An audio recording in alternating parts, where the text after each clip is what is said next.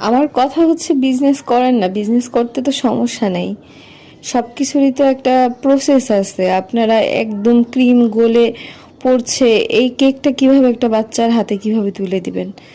কারণ আপনি সারাটা দিন এভাবে বাহিরে রাখেন, যে কোনো খাবারই 4-5 ঘন্টা যদি বাহিরে থাকে এটার মধ্যে ব্যাকটেরিয়া থাকে, ব্যাকটেরিয়া জন্মায় যায়। আর আপনি সকালে কেকটা মেক করেন, ওই কেকটা রাত পর্যন্ত আপনি এভাবেই ফ্রিজ ছাড়া রাখতেছেন। তো এটা কিভাবে বাচ্চারা খাবে? আমার এটা মাথায় ঢুকে না।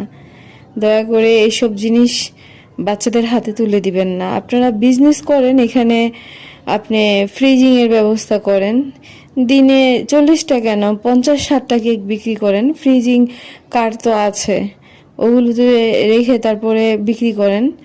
খাবারটা বাইরে রেখে শুধু শুধু ব্যাকটেরিয়া জন্মে এটা কেন বাচ্চাদের হাতে তুলে দিচ্ছেন? প্রতিটা কেক আমি দেখতেছি যে ভিতর থেকে ক্রিম বের হয়ে আসতেছে, মানে এতটা নরম হয়ে গেছে। সে সকালে তৈরি করছে, এই গরমে মানুষ টিকা যায় না, আর ওইখানের পরিবেশটাই অনেক গরম হয়ে থাকে। আপনি যেহেতু রেগুলার বেসিসে বিজনেস করবেন, এটা একদিনের কোনো কথা না যে একদিনের আপনি একদিন সেল করলেন, আপনার এটা যেমন ইচ্ছে ওরকম হয়েছে। প্রতিদিনের যেহেতু আপনি ফ্রিজের ব্যবস্থা করুন।